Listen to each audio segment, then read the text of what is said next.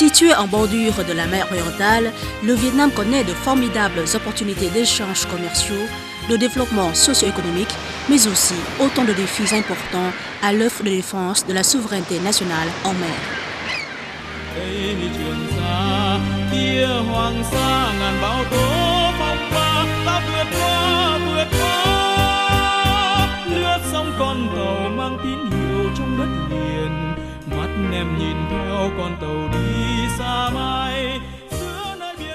Avec 3260 km de côte s'étendant du nord au sud et des milliers d'îles de diverses tailles, dont les deux archipels Paracel et Spratly, la mer et les îles se sont inscrites au cours des siècles dans l'œuvre de fondation et de défense du pays, du peuple vietnamien.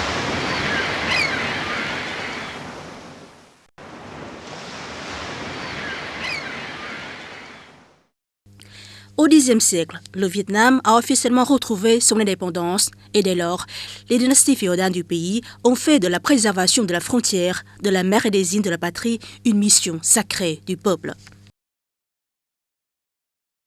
Sous les dynasties des Lý, Trần et Lê, ces éléments se trouvaient au cœur de la stratégie de développement du royaume Đại Việt, le Grand Viet.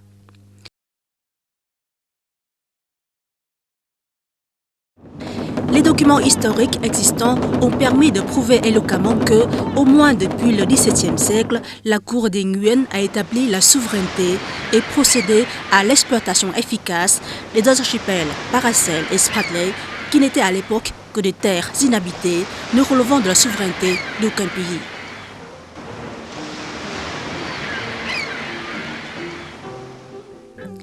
Tout en veillant à l'exploitation de ces archipels, les États féodaux du Vietnam prenaient le soin de garantir la sécurité des bateaux vietnamiens et étrangers en navigation dans leurs parages. Ces activités ont fait preuve de l'existence de la souveraineté des États féodaux vietnamiens sur l'archipel Paracel et Spratly de manière réelle, continue, pacifique et conforme au droit international en vigueur. L'expansion vers le sud du royaume Đại Việt s'est poursuivie tout au long des dynasties, de celle des Lê, des seigneurs Trịnh, Nguyen jusqu'à celle des Nguyen, 1802-1945.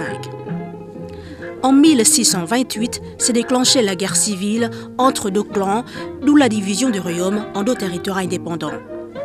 Le nord était occupé par les seigneurs Trịnh et le sud était placé sous le contrôle des seigneurs Nguyen.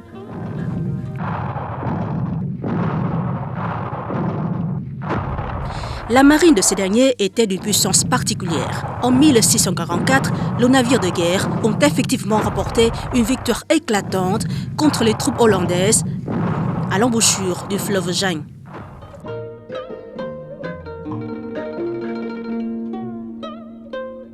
Au fil de ces périodes, nos ancêtres ont surmonté d'innombrables difficultés et défis pour rejoindre contre vent et marée les archipels Paracel et Spratly afin d'étendre le territoire national.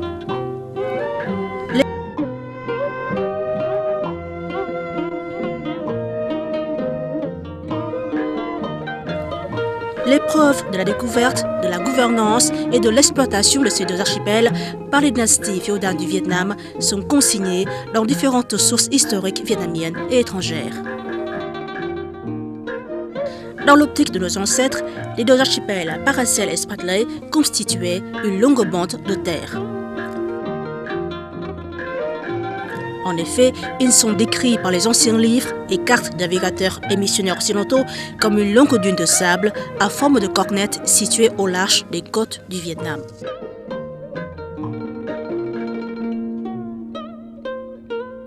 L'ouvrage vietnamien considéré comme le premier à aborder l'existence des archipels Paracel et Spratly constitue un recueil de cartes intitulé Thiên Nam Tứ Chí Lộ Đồ Thư, qui signifie collection de cartes indiquant 4 itinéraires au sud du ciel, faisant partie de Hồng Đức Bản Đồ ou Hồng Đức Atlas, dessiné et rédigé par Do Ba au pseudonyme de Công Đạo aux environs de 1686.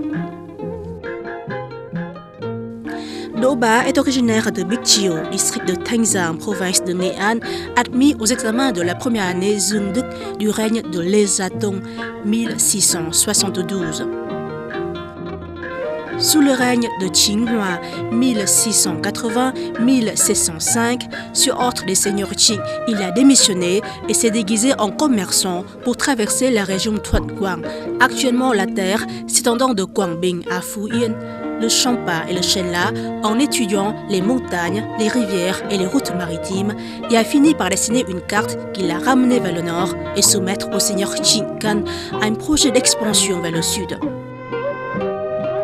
Thiên Nam Tứ Chí Lộ Đồ Thư décrit les archipels Paracel et Spratly sous l'appellation banc de sable jaune et relate le fait que les Nguyen envoyaient leurs flottilles vers les bancs de sable jaune, récupéraient des marchandises et des objets provenant des navires de commerce étrangers coulés dans les parages de l'archipel Spratly comme suit.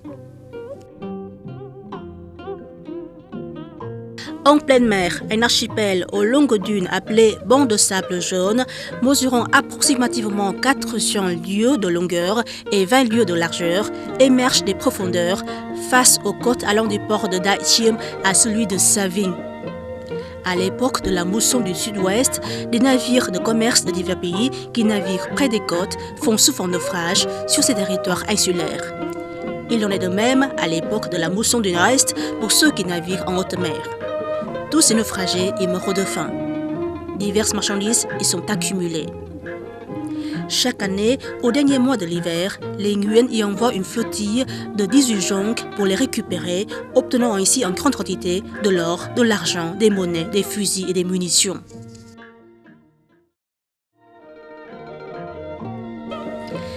Les documents datant du XVIIIe siècle ont reconnu l'existence des compagnies de Hoang Sa Paracel et de Bac Hai de la mer du Nord comme des forces délégataires de puissance du roi pour effectuer des missions qui leur étaient propres sur les deux archipels Paracel et Spratly. Au début, les seigneurs Nguyen envoyaient chaque année des compagnies de Hoang Sa à l'archipel Paracel faire des relevés cartographiques, recueillir des produits marins précieux et des ressources naturelles, des marchandises et des objets en métal provenant des navires naufragés et les ramener au roi. Ils ont constitué par la suite la compagnie de Bac Hai pour les mêmes missions sur l'archipel Spratly. Ces activités ont été relatées dans un bon nombre d'ouvrages historiques, dont le plus remarquable est le recueil intitulé Phu Bien Tap Loc, mélange sur le gouvernement des marches rédigé par le savant Lê Quý Đôn à la 37e année du règne Cảnh Hưng, 1676, lorsqu'il était conseiller pour les affaires d'état-major au service du seigneur Chi Sâm, près le commandement opérationnel de Thuận Hoa et de Quảng Nam.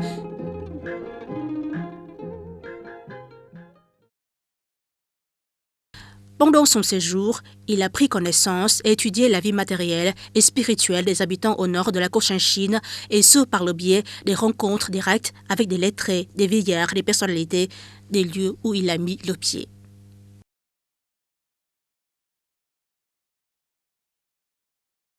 Le Phu Bien Tap Loc relate l'actualité en temps réel et les mesures destinées à apaiser et maintenir la paix à la frontière du Sud. Ce recueil comprend 8 livres, dont 5 sont conservés à l'Institut Han Nom, écriture chinoise, écriture du Sud, et 3 en France. Dans le livre 2, feuillet 27A, 29A, il a été écrit: le village de Han Vinh, sous préfecture de Binh Sơn, préfecture de Quảng Ngãi, est à proximité de la mer. Au large des côtes, du côté nord-est, c'est un archipel couvert d'un massif de montagnes où l'on compte plus de 130 sommets. De ces régions montagneuses, on atteint la mer tantôt en un jour, tantôt en quelques veilles. Au centre de l'archipel, il y a l'île de sable jaune, d'une longueur évaluée approximativement à 30 lieues, au relief nivelé, de grande étendue et aux eaux claires jusqu'au fond. Les régions périphériques des îles sont riches en nids de salangane. Les oiseaux, qui y vivent en nombre incalculable, s'abattent sans crainte autour des personnes qu'ils aperçoivent. Des navires de commerce fréquemment surpris par le vent cherchaient refuge parmi ces îles. Sous les Nguyen avait été créée la compagnie de Hoang Sa, composée de 70 soldats recrutés à tour de rôle parmi les habitants du village de Han Vinh. Chaque année, au premier mois, la compagnie partait en mission, munie de vivres pour 6 mois. Embarqués sur 5 petites jonques de pêche, elles traversaient la mer en 3 jours et 3 nuits pour atteindre leur lieu de séjour, qu'était cet archipel. Le Phu Bien Thap Luc a été par la suite réédité de manière méthodique et objective et intégré dans le Dai Viet Sư Ki Tuk Bien. Il s'agit d'un ouvrage historique officiel rédigé par le Cuc Sư Quan, Bureau des Annales, dans lequel est relatée l'histoire du pays pendant la période 1676-1789. Les mentions du manuscrit de l'Équidon ont donc revêtu d'une ampleur nationale. Comme tout autre ouvrage historique, le Dai Viet Sư Ki Tuk Bien a été rédigé par le Cuc Sư Quan, service ayant pour mission de prendre note de l'histoire nationale et dont la création, l'attribution du personnel et la gouvernance sont assurées par les rois. Avec ses 125 ans d'existence, depuis la deuxième année du règne Ming-Ma 1820 jusqu'en 1945, le Cuc Sư Quan de la dynastie des Nguyen a laissé de nombreux ouvrages historiques, géographiques, fruits d'une rédaction de rigueur et de qualité. Actuellement, de nombreuses œuvres de valeur du Cuc Sư Quan des Nguyen ont été publiées tant au niveau national qu'au niveau international et en langue vietnamienne romanisée, en français et en chinois. Tels que Dai Nam Thực Lục, relation véritable du Dai Nam Liệt Duyệt, biographie du Dai Nam, Hoàng Việt Địa Dư Chí, géographie royale des Việt, Đại Việt Địa Dư Toàn Biên, géographie complète du Grand Việt, Gia Định Thành Thông Chí, histoire et description de la base Cốc Sanh Chine, Đông Khánh Dư Địa Chí, géographie de Đông Khánh. Tous ces ouvrages ont relaté les activités de gouvernance et d'exploitation des archipels Paracel et Spratly de la dynastie des Nguyen.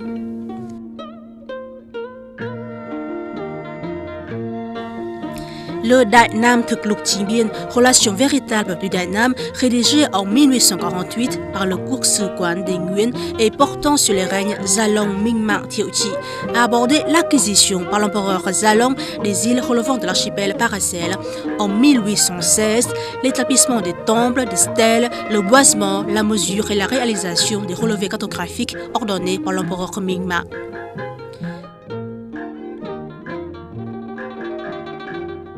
Le livre 50 rapporte que, en février de l'année Athoi, 14e année du règne Jalong 1815, l'empereur a ordonné à la compagnie de Hoàng Sa, avec à sa tête Phạm Quang Anh, de se rendre à l'archipel Paracel à effectuer des activités d'inspection des routes maritimes.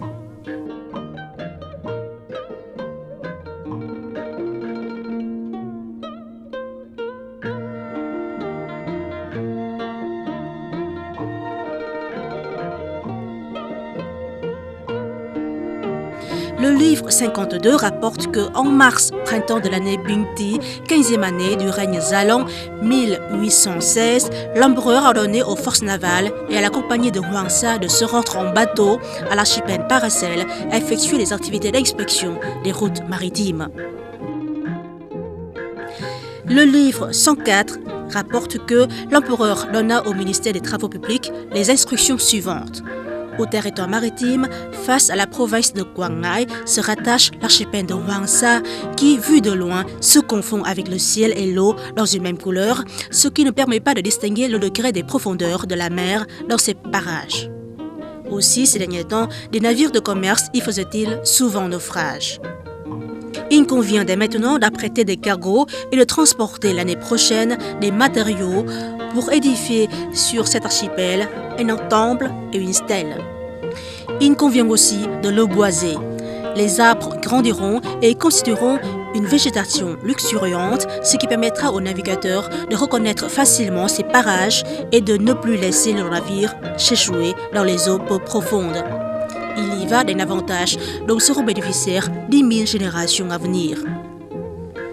Ou encore le Viet Sư Cương Giám Khảo Lược, textes et commentaires formant le miroir complet de l'histoire viet, publié à la 30e année du règne Tự Đức 1877, qui a consacré une partie à Vạn Lý Trường Sa d'une longue de 10 000 lieues.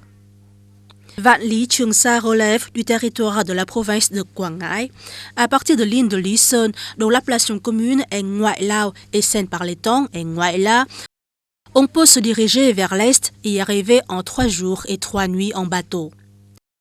À l'époque de Dai Viet, les soldats de la compagnie de Hoàng Sa étaient recrutés parmi les jeunes hommes du village de An Vinh et envoyés chaque année vers ces dunes pour recueillir des produits marins, le voyage durant de janvier jusqu'en août. Là-bas s'élève un ancien temple couvert de tuiles avec un panneau gravé de ces 4 caractères Va Li Ba Bing. Sur 10 000 lieues, les flots s'apaisent, dont la date de construction est ignorée. Les soldats et les habitants, en passant par ces dunes, sèment autour du temple des graines de fruits du sud pour que les futurs arbres leur servent de repère. Depuis la dissolution de la compagnie de Huang Sa, les bateaux et les jonques ont cessé de naviguer dans cette région.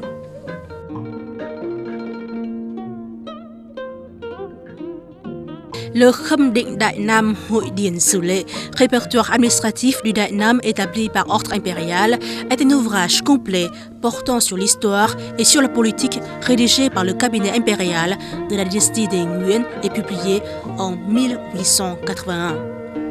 Il s'agit d'un document décrivant de manière complète et profonde les ordonnances, les requêtes produites durant une période de 50 ans, allant de la première année du règne Zalong 1802 jusqu'à la 4e année du règne Tuc 1851, ainsi que l'exécution par les ministères des ordres impériaux. Dans les livres 207 et 221 ont été abordés à plusieurs reprises le paysage, les passages sur les îles de l'archipel Paracel et la nécessité d'y envoyer des Bien Binh, des militaires des forces navales et de garnison des provinces de Quang Ngai, Bình Định, faire du relevé cartographique, édifier un temple et une stèle marquant la souveraineté et décrire des passages, la direction, la situation et la longueur des routes maritimes dans les parages de l'archipel. Voici un extrait. En la 16e année du règne Mingma 1835, le ministère des Travaux publics sollicita à l'empereur d'approuver la construction par les autorités de la province de Quang Ngai d'un temple en l'honneur des génies de l'archipel Paracel, selon le style d'édifice en pierre dans la partie sud-ouest de l'île au monticule de sable blanc. À gauche du temple est édifiée une stèle de pierre haut d'un toc 5 tocs, en large d'un toc 2 tocs, et devant sa façade, un écran, tandis que différents arbres sont plantés derrière cet édifice, ainsi qu'à sa gauche et à sa droite. Le Quốc Triều Chính Biên Toát Yếu, histoire sommaire de la dynastie nationale régnante, partie principale, un autre ouvrage historique de la dynastie des Nguyen, 9e année du règne Khai Định, 1924, a abordé la personne légendaire de Phạm Hữu Nhật de l'île de Lý Sơn. Son exécution d'ordres impériaux est décrite dans le livre 3. L'empereur ordonna au commandant des forces navales, Phạm Hữu Nhật, d'emmener ses troupes à la province de Quang Ngai et de se diriger vers l'archipel de Paracel. Quelle que soit l'existence des îles, des monticules de sable, la longueur, la largeur, la hauteur, le périmètre et l'existence des bancs de sable, des récifs aux alentours et les obstacles engendrés par son relief, l'itinéraire évalué en lieu entre l'archipel et le port maritime, la proximité par rapport à une province certaine, tous ces éléments doivent faire l'objet de descriptions. Il a été ordonné également d'emmener des bornes en bois à planter à chaque destination et de faire des relevés cartographiques qui seraient ultérieurement soumis à l'empereur. Toujours à ce propos, l'acte officiel en date du 12 février de la 17e année du règne Mingma 1836, signé par l'empereur lui-même, dispose que le ministère des Travaux publics a l'honneur de porter à la connaissance de votre Majesté ce qui suit. Le cabinet, dans sa lettre officielle portant l'avis du roi, en exécutant l'ordre du roi, nous a donné la mission suivante. Des bateaux devront être envoyés à Huang Sa. Chaque bateau transporte 10 bornes en bois, dont chacune mesure de 4 à 5 tours de longueur, un toc d'épaisseur bien gravé de ce qui suit en gros caractères. La 17e année du règne de Mingma, l'année Binh Thân 1836, des officiers de la marine menant une mission d'examination sur l'archipel Paracel, conformément à l'ordre du roi, sont arrivés ici et ont planté ces bornes pour l'exécution. Cette fois-ci, c'est le commandant marine Phạm Hữu Nhật qui est envoyé au Paracel.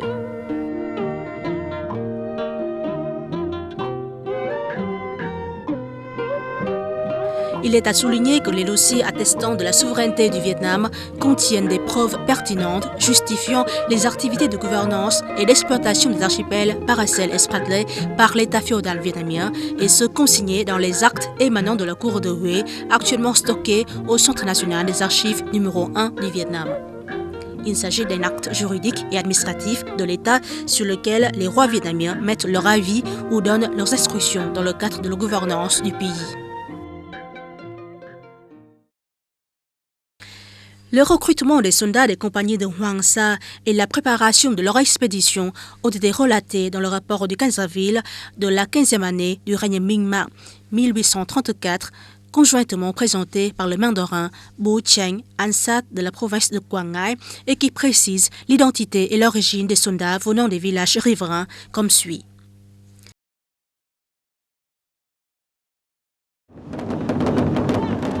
Selon le décret du roi, le ministère demande à la province de préparer 3 grands bateaux en bon état qui doivent se présenter à la citadelle pour atteindre la mise en route.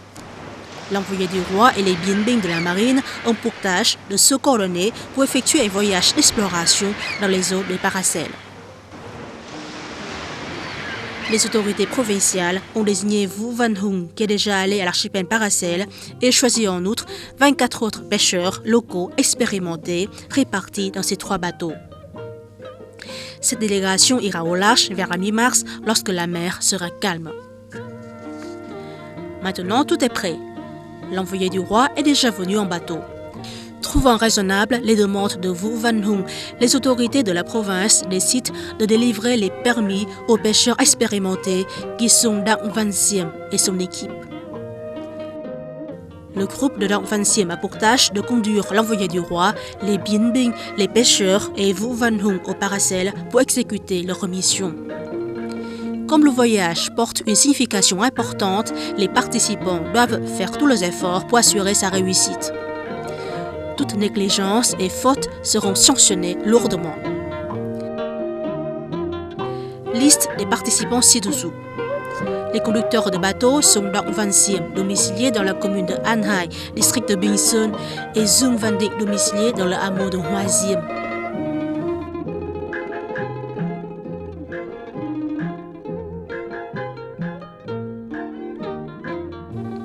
Ce rapport, qui fait partie des actes émanant de la cour de Hué, atteste encore une fois les informations mentionnées dans les ouvrages historiques de la dynastie des Nguyen concernant M. Vu Van Hung, celui qui a consacré des années à des expéditions vers les Paracels. Le document a été découvert par les chercheurs en avril 2009 dans le temple de la famille des Dang au village de An Hai, île de Lý Sơn. En contribution à l'œuvre de défense de la souveraineté du pays, cette famille a par la suite légué ce rapport à l'État.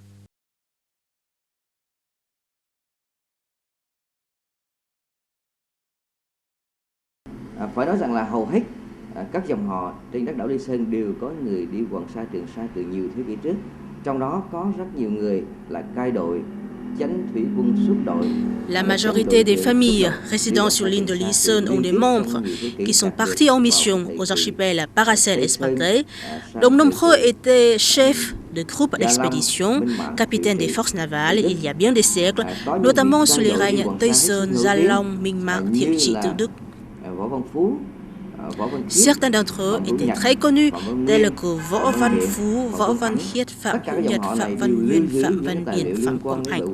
Toutes ces familles conservent encore et toujours des documents relatifs aux archipels Paracel et Spratly, en ayant en tête que sur ces îles lointaines, leurs ancêtres s'étaient livrés à la découverte, à l'érection des bornes et l'édification des stèles marquant la souveraineté de la patrie. À la vue des documents conservés par la famille des Dang, nous étions très impressionnés du fait que le contenu de ces 4 pages était tout à fait conforme à celui des ouvrages historiques officiels de la dynastie des Nguyen que sont Đại Nam Thực Lục, Khâm Định, Đại Nam Hội Điền Sử Lệ, Quốc Triều, Chính Biên Tuất Yếu et les Châu Ban de la même dynastie. Ce document est d'une valeur significative et importante vis-à-vis de l'affirmation de la souveraineté du Vietnam sur l'archipel Paracel et Spratly. Do vậy, có thể thấy rằng cái tài liệu hết sức có ý nghĩa, hết sức đặc biệt quan trọng đối với cái việc góp phần khẳng định chủ quyền lãnh thổ của đất nước Việt Nam chúng ta trên cái vùng đảo Hoàng Sa và Trường Sa của Tổ quốc. Pour les soldats de la compagnie de Hoàng Sa, une mission remplie leur valait des récompenses matérielles. À défaut, ils seraient punis par la cour. À titre d'exemple, le Châu Ban en date du 13 juillet de la 16e année du règne Minh-Ma 1835 dispose que Comme le voyage au Paracel a dépassé le délai prévu, le chef du groupe d'expédition à Hoàng Sa, Phạm Văn Nguyên, a été confié au ministère de la Justice pour être puni. Mais suite aux enquêtes, aucun signe d'intérêt personnel n'a été trouvé. En revanche, sa mission au large a été bien accomplie. Il faut récompenser les services rendus. Cependant, comme à son retour, Phạm Văn Nguyên s'est montré trop prétentieux et avait un comportement irrespectueux, il a été révoqué et ligoté. À présent, nous accordons une grâce et restauration son ancien poste au lieu de le confier au ministère de la Justice pour lui faire subir 80 coups de bâton. Les surveillants de la citadelle Trần Văn Vân, Nguyễn Văn Tiền, Nguyễn Văn Hoàng qui n'ont pas bien accompli leur mission d'établir la carte bénéficient également de l'exemption de leur peine de 80 coups de bâton. Les guides Vũ Văn Hùng, Phạm Văn Seng touchent une récompense de 3 mailles. Chaque soldat de l'expédition bénéficie d'un quan et ils seront renvoyés à leur ancien établissement. Quant aux hommes de corvée, à l'exception des 2 personnes qui ont déjà été récompensées, ils bénéficient d'un quan chacun.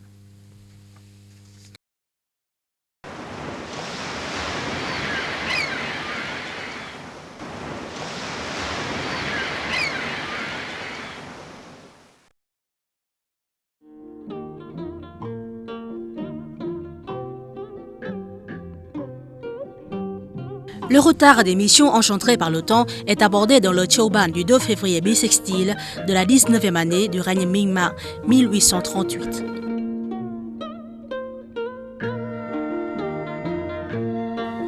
Ayant examiné la question, notre ministère trouve que la date de la mission d'exploration à Hoàng Sa a été bien déterminée, c'est-à-dire que les bateaux devaient partir fin mars. Mais à cause du vent et de la marée qui sont défavorables, le départ des bateaux a dû être retardé jusqu'à fin avril. Il s'agit alors d'un dépassement de délai. Ainsi, notre ministère soumet nos remarques à votre majesté. L'empereur Ming-Ma fut quelqu'un aux yeux de qui la défense de la mer et des îles revêtait une importance capitale. L'envoi par la Cour des missions d'exploration aux archipels Paracel et Spratly a été abordé dans le rapport en date du 21 juin du 19e année du règne Ming-Ma 1838 comme suit. Le groupe d'expédition a visité 25 îles qui appartiennent à 3 groupes d'îles. Il faut remarquer qu'avant, chaque année, chaque groupe d'expédition ne pouvait visiter que 12 îles au maximum. Jamais un groupe d'expédition n'a pu mettre ses pieds sur une 13e île. D'après le guide Vũ Văn Hùng, les Paracels comprennent 4 groupes d'îles au total, donc cette fois-ci, 3 ont été explorés. Mais il reste un 4e groupe au sud, assez éloigné des groupes explorés, tandis que le vent du sud soufflait très fort, ce qui était défavorable pour le voyage là-bas. Il a proposé alors d'y envoyer des bateaux l'année prochaine. Nous avons examiné les 4 cartes que le groupe d'expédition avait apportées, dont 3 désignent les groupes d'îles séparément, une désigne le tout et un journal de bord qui n'est pas encore bien corrigé ou retouché. Notre ministère propose à votre majesté de nous laisser réexaminer toutes ces choses-là et demander à ces gens de les perfectionner afin de vous les présenter. Ainsi, sous les dynasties Lê et Nguyen, l'exploitation économique des archipels Paracel et Spratly était placée sous le contrôle des compagnies de Hoàng Sa et de Bắc Hải. Il s'agissait des services dont le recrutement suivait des normes très strictes, dont le personnel fut rémunéré et reçut des ordres de la cour. Toute modification susceptible d'affecter la mission d'expédition et d'exploration devait être soumise à l'ordre impérial, ce dernier étant des actes officiels qui portaient le sceau et la vie écrits en encre rouge du roi. Parmi les sources documentaires affirmant la souveraineté du Vietnam sur les archipels Paracel et Spratly, il convient de s'en arrêter sur les mokban, tablettes de bois. Les mokban de la dynastie des Nguyen sont des tablettes de bois sur lesquelles sont gravés des écrits historiques et des choban datant essentiellement de cette dynastie lors du fonctionnement du cours Suquan de cette époque, y compris des planches gravées rassemblées au temple de la littérature à Hanoï. Sous les règnes Ming-Ma et Thiệu Trị, ces tablettes étaient conservées au temple de la littérature de Huế. Elles ont été transportées en 1960 à Dalat, où il reste actuellement 30 000 tablettes conservées au Centre national des archives numéro 4.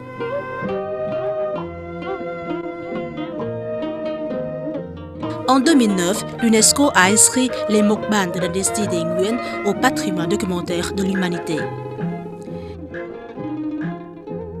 Cette reconnaissance par la communauté internationale de l'existence de textes et de documents historiques de la dynastie des Nguyen est venue consolider les preuves juridiques et historiques de la souveraineté du Vietnam sur l'archipel Paracel et Spratly.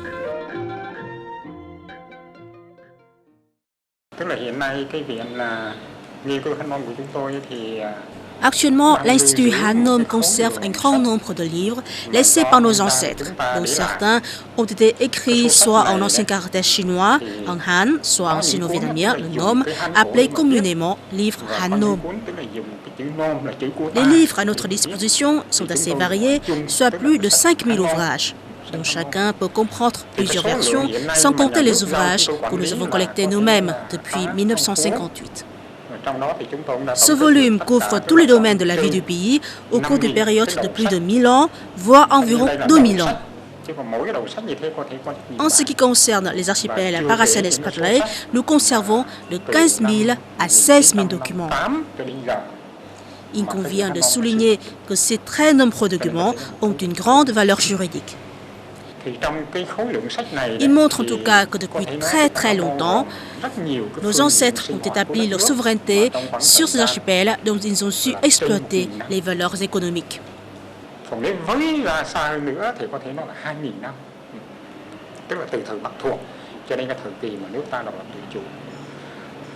Thì những cái sinh hoạt về mọi mặt của đất nước ta là đều được phản ánh trong cái số sách này, phần nhiều. Thì trong cái số sách này riêng về cái tính chất của sách này thì có những sách thì là in, nhà nước in hoặc tư nhân in. Đó là những cái bản mà chúng tôi cho là rất quý. Nhưng mà điều ở đây chúng tôi muốn nói nhiều nhất ấy, tức là những cái tư liệu mà nó mang cái chất quan phương, nó có giá trị về cái vấn đề tức là pháp lý. Và từ đó có thể thấy được tức là cái Trường Sa Hoàng Sa đấy, về mặt chủ quyền, về mặt sử dụng những cái của cải vật chất ở trên đó, cái kinh tế trên đó, thì ông cha ta đấy có thể nói là đã chú ý từ lâu và đã khai sách từ sớm. Cái đó được ghi vào những cái sách mà hiện nay rất có giá trị về cái diện rất là pháp lý.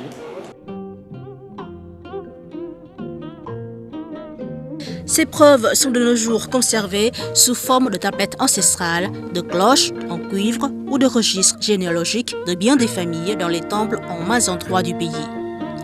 En novembre 2011, les chercheurs ont découvert la pagode Dilling Thừa Thiên Huế, une tablette ancestrale marquée Đại Việt Cố Hiển Linh Hoàng Sa Đội Cai Đội Hiến Đức Hầu Nguyễn Quý Công Chi Vị, qui signifie tablette ancestrale du maître Hiến Đức Hầu de la famille des Nguyen, chef du groupe d'expédition à Hoàng Sa du sacré Grand Viet. Une cloche en cuivre datant de la 4e année du règne Minh-Mạng 1832, gravée de ces caractères Cai Đội Niên Trường Hầu Nguyễn Hữu Niên. Le registre généalogique de la famille des Nguyen contient un édit impérial du règne Zalong relatif à la nomination de Nguyen Hữu Niên au poste de chef du groupe d'expédition, titre Niên Trường Hầu. En effet, selon le contenu du registre, Nguyen Hữu Niên appartenait à la 9e génération de la famille Nguyen Hữu qui se perpétue jusqu'à maintenant avec plus de 15 générations. Son titre est tout à fait conforme aux mentions gravées sur la cloche en cuivre.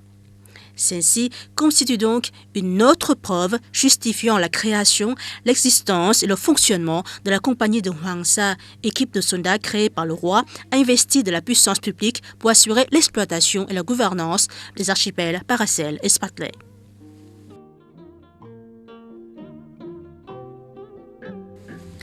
Au temple de culte ancestral de la famille Vo, quartier An Vinh, hameau de l'Ouest, commune de Living, district de Lý Sơn, province de Quảng Ngãi, on conserve encore la demande en date du 15 janvier 1675, signée par Halio, chef du quartier de Cularet ou Ilre, commune de An Vinh, qui porte sur la réorganisation de la compagnie de Hoàng Sa.